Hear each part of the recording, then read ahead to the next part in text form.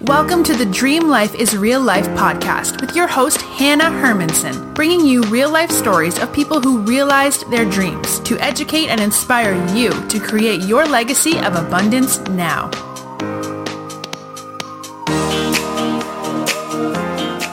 Hello, everyone. Hannah here, and we are back today with Gena Jaffe. Gena is a sparkly lawyer, fitness coach, and mom, aka the Legally Fit Mama. She provides easy-to-use DIY legal templates for online business owners and runs online fitness programs to help others feel better in their body and minds. But her favorite job is being a mommy, so working from home, she gets to be with her son, and she is eternally grateful for that. Gena, thanks for taking a little time away from your son to join us today. No problem. How are you? I am so excited. I mentioned to you when we were chatting before that I heard you on the Marketing Made Easy podcast with Amy Porterfield and learned so much about the legal aspect of running my own business. So I'm so excited to have you on and continue learning from you. Oh, good. Thank you for having me. But before we dive into the super exciting legal template conversation, tell us a little bit more about you and how you got to be where you are now as the sparkly boss mom. Yeah, so 5 years ago, I was a corporate lawyer in New York City and never envisioned having my own business. It just wasn't something I ever thought of. You know, my family is working class. And so for me, it was kind of like you work until you can retire and live off your 401k. Like that's all I knew. Mm-hmm. But that summer, I met my now wife, who has been an entrepreneur her whole career. And at the time, she was doing business coaching and said to me, have you ever thought about having your own business? And then I brushed it off and I was like, no, absolutely not. But as I saw the lifestyle that she was leading and meeting all of these other incredible women who were running their own businesses, because we lived in New York City at the time, so we were surrounded by all these amazing people, I kind of saw a possibility for me to be able to live a life that I could design, as well as helping people with the legal side of their business, which is something that is so important, but also something that people tend to ignore or put off to the side. Mm-hmm. So, and I know that there weren't a lot of lawyers doing what I was doing. So there was like a really great market opportunity for me to kind of jump in and help people in that way. So, pretty quickly, I took that leap and quit my job. So it's been almost 5 years since I started my legal business. I love the way that you got into entrepreneurship. I think that the lifestyle is, it's enticing, but really you knew that you had a value that good people needed and you could help them out. And so often people ask me, like, what should I offer? What should my business be? And it's like, well, what do people need? And what can you help them with? What do you love? Yes, right. And so now you are kind of blending your background in the legal world with this lifestyle by design. And who specifically do you work with now? So I still work with female entrepreneurs who run online businesses. I do have some male clients as well, but my branding is a whole lot more geared to women. So for me, now that I've blended with this kind of fitness coaching, I work with a lot of moms, as well as a lot of women who suffer from anxiety and depression. It's something that I talk a whole lot about.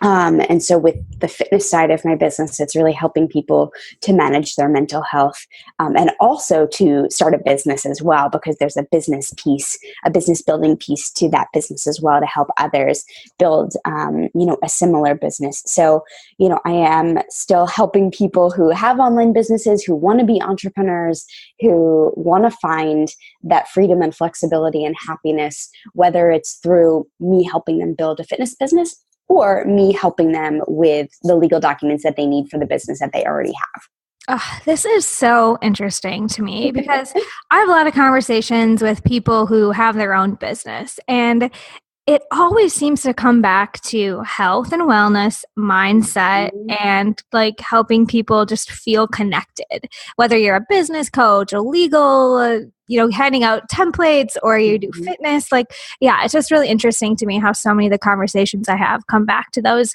basics of like mindset and feeling healthy and secure in It's everything. your business. Yeah. you know?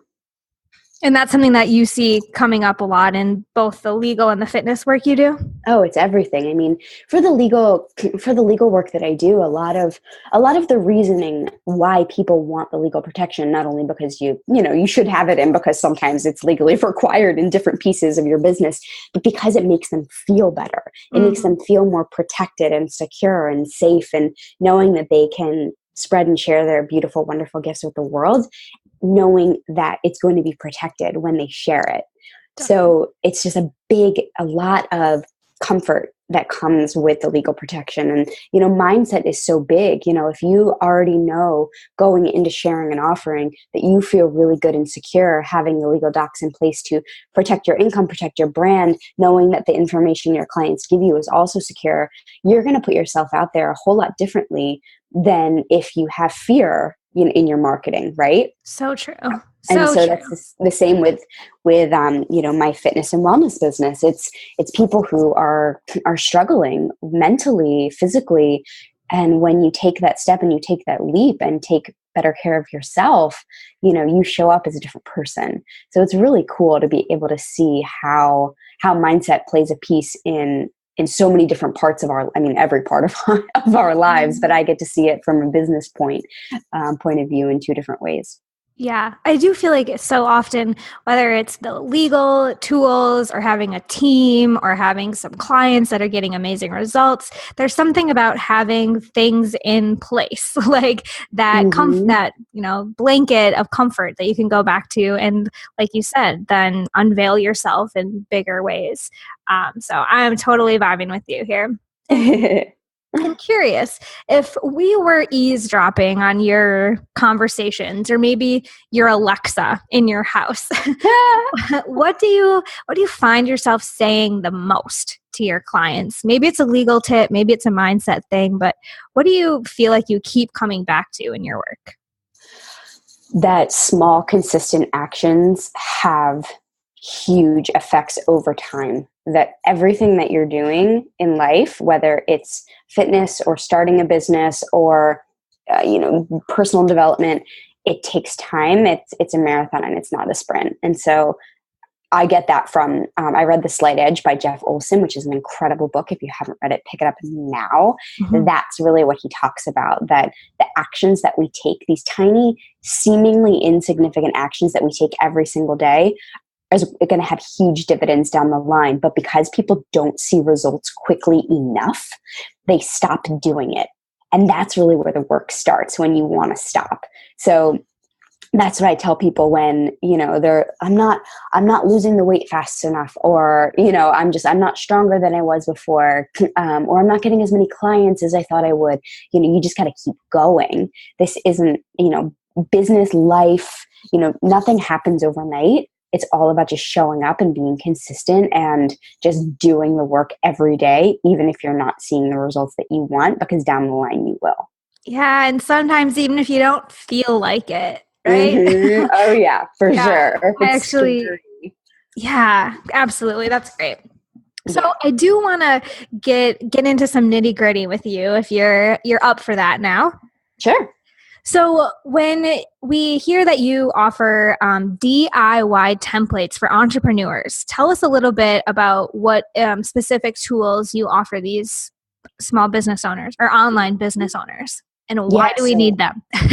Absolutely. So I offer I think it's 20 different templates at this point, and bundles that range from client agreements to privacy policies to independent contractors, speakers, sponsor. If you're having a retreat, there's so many different aspects of our business that require legal protection. If you have a website, there are 3 different documents that you should have on your website to protect yourself. If you're working with clients, if you're getting paid by someone, you want to make sure that the money that you're making and the tools and tips and PDFs and downloadables that you're providing them, you want to make sure that that's protected. So, I offer a wide variety of templates for all the things that, I'd have to say almost all the things that online business owners could run into and need. And the reason I do it in template form is so that I can reach more people. So because they're DIY, the cost is a lot lower because it's not me trading my time for money.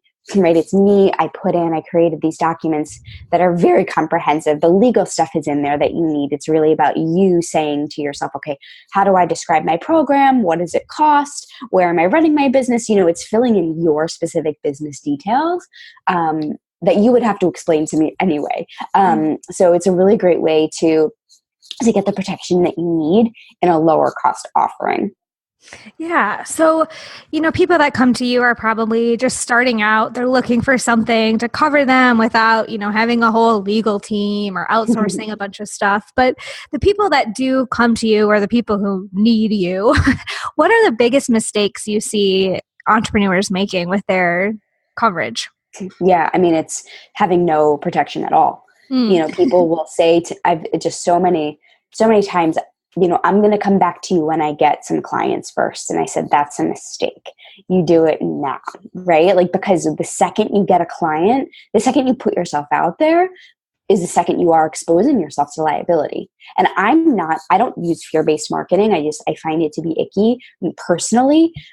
So I just tell people look, this is your security blanket. This is going to protect you when you put yourself out there. It's like having health insurance. You spend the money not anticipating getting sick or injured or needing to use it, but you have it just in case something goes wrong. And that's what this is here for. And it's also, in some aspects, in some ways, like a privacy policy on your website is legally required. You need to have it. So that's something that, I say to people look, this is legally required. It's not optional. Some other things people might view as optional. And that's okay. There are reasons why I tell people that you should have, a whole variety of documents, but, so people will just say to me, I'm going to wait a little bit until I make some money. And that's a huge mistake because I have had people come to me and say, X, Y, and Z went wrong. What can I do? And the first question I ask is, let me see your contract. And if they don't have one, then there's really not a whole lot that I can do. Yeah. Yeah, definitely that preventative mindset and being ready, ahead of the curve. So, Gena, I have to be super honest, and maybe this is maybe we'll have to omit this part from the episode if this is going to get me in big trouble. I'm going to tell you though, when I started getting speaking engagements, and even when I sold my first course, I just asked other people, like my coach and someone I bought a course from. I was like, hey, do you mind if I adapt the contract that I signed for you? And I just made the assumption that they were legally sound people. But what do you say to that strategy? So that's a no-no. Am I going to get in trouble? Do we need to backtrack this? You're not going to get in trouble. No, okay. A lot of people do that. Okay, why shouldn't you do that? Number one, it's actually violating the terms that person had with the lawyer that they purchased it from, right? So when you buy a document from me, let's say you buy a client contract, it says this is only for you. You can only use this for you in your business. So right there, that's violating that specific agreement. The other is that, yes, it might be legally sound in many ways, but it might not fit your business.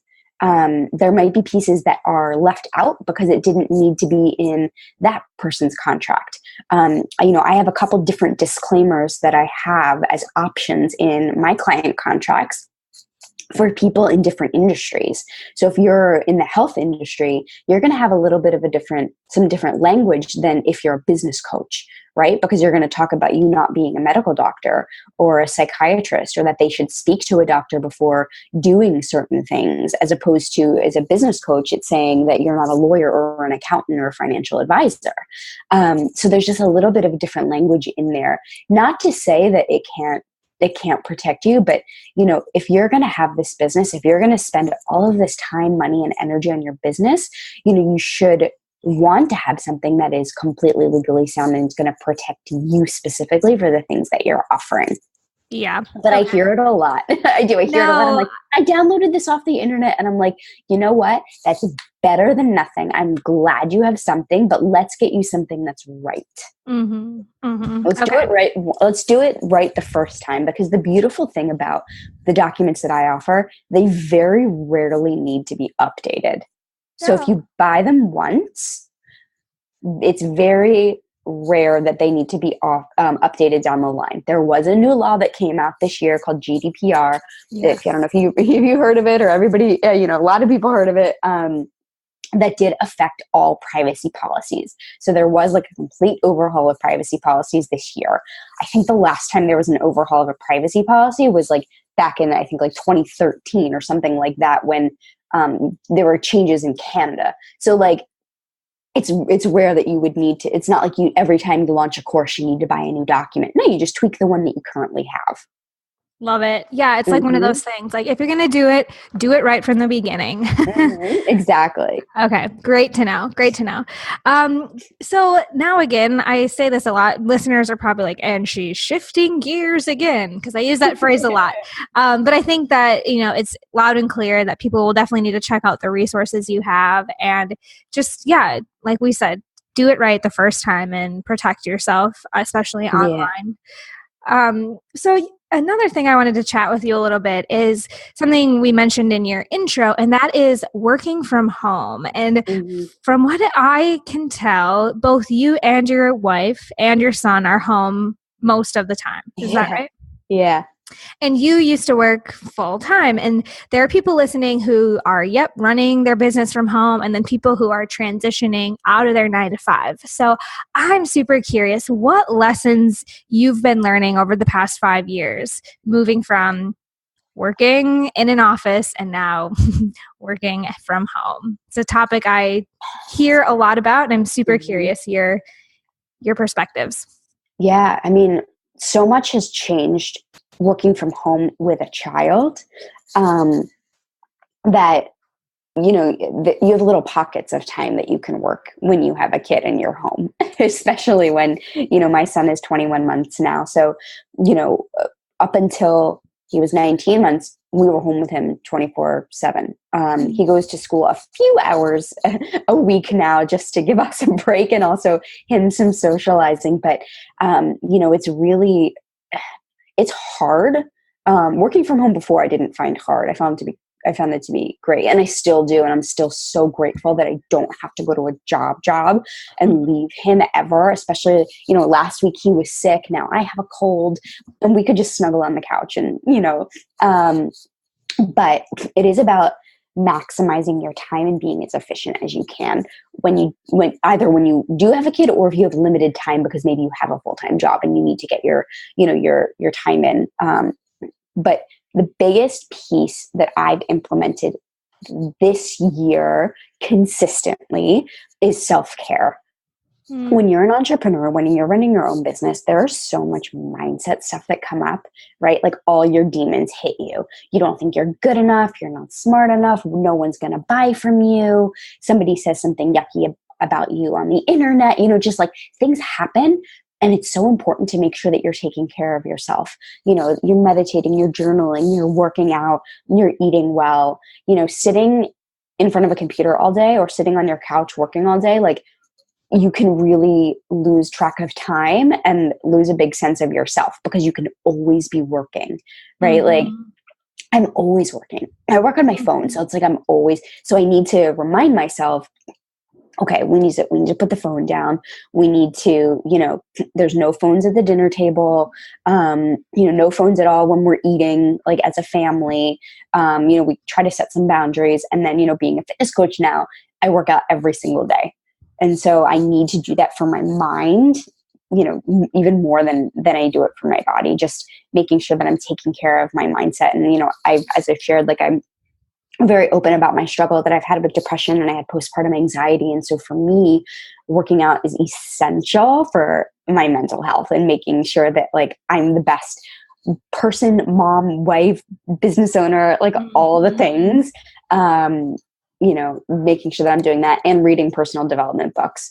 Oh, so much. Yes, I'm like fist pumping with you over here.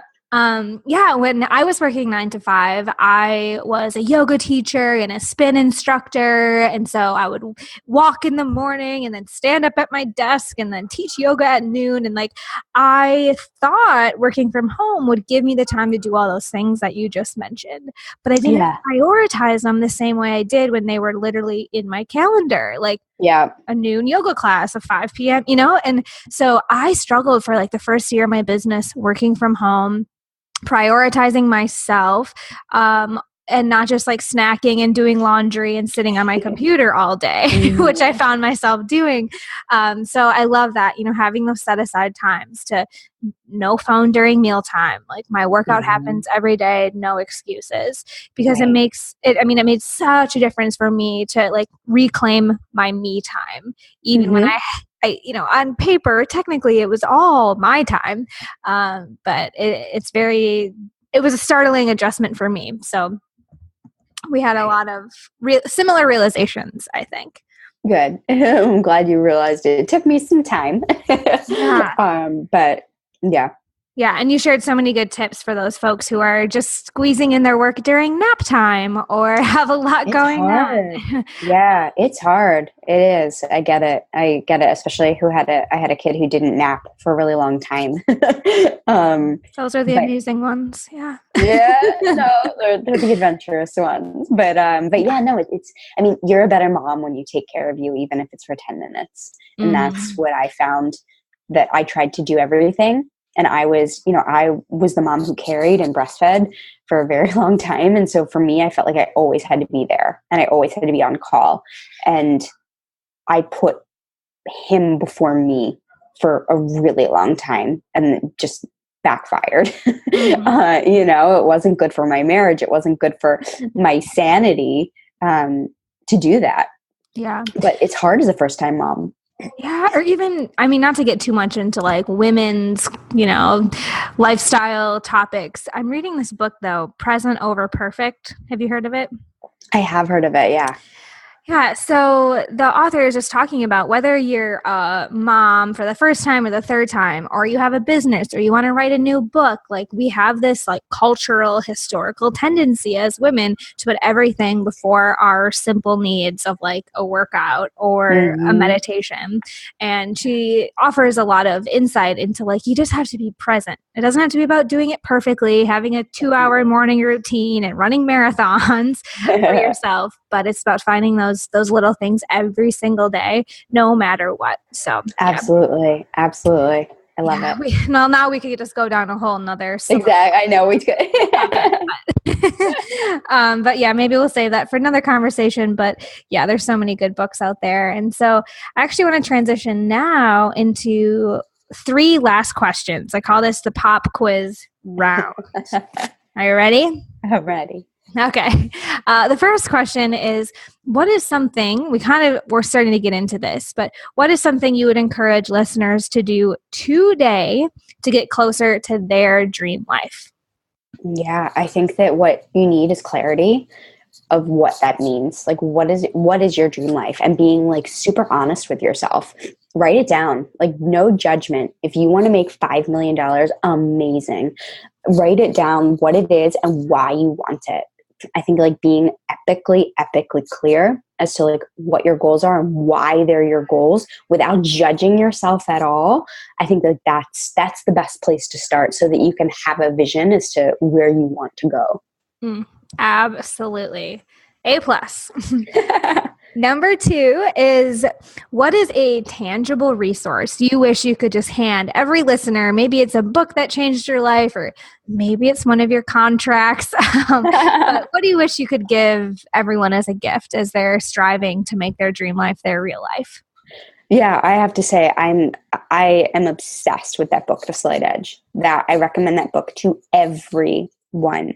Like, I was never a big personal development book person until recently, and this book is just, there's insane nuggets in like on like every page. I devoured this book, and it changes your perspective on a whole lot of things. The Slight Edge. I have to admit, I haven't read it. Who's the author? Jeff Olson, Olson. Yeah. I have heard of him. All right. So good. I'll add it to my list. Thank you. Amazing. Yeah. Everyone else should too. All right. The last question, Gena, is where can people stay connected with you and learn more about what you're up to? Yeah, no, I would love to hear from you guys. So I'm currently undergoing a major website rebrand that it's been working on it for a really long time. So I'm going to have a new URL, but everything will forward from my old one. So my website is geneviveshingle.com, and I trust that you'll have that somewhere. Yes, we will link it in the show notes. And I love, you're Gena with a G. But yeah, we'll make sure that people can get to geneviveshingle.com. Yeah, the new URL will be genajaffe.com. I've finally rebranded under my married name many years later. But I always wondered how people did that. Yeah. Yeah, cool. It was a thing, but it's also just shorter and easier just to do Gena Jaffe instead of Genevieve Shingle. So it's been a really long time in the making with this website. I'm very excited. It's going to be a blend of, the Legally Fit Mama will have all my templates. It'll have stuff about fitness and wellness and my mom blog. So everything will be combined on one site. I'm really excited. So good. And yes, like we've talked about, definitely encourage listeners to go check out what she has for those DIY templates to protect yourself and keep living big dreams and putting yourself out there with having the right pieces in place. Amen. All right, Gena, thank you so much again for spending your time and sharing your wisdom with us. Listeners, we will be back next week with another inspiring guest to help make your dream life your real life. Until then.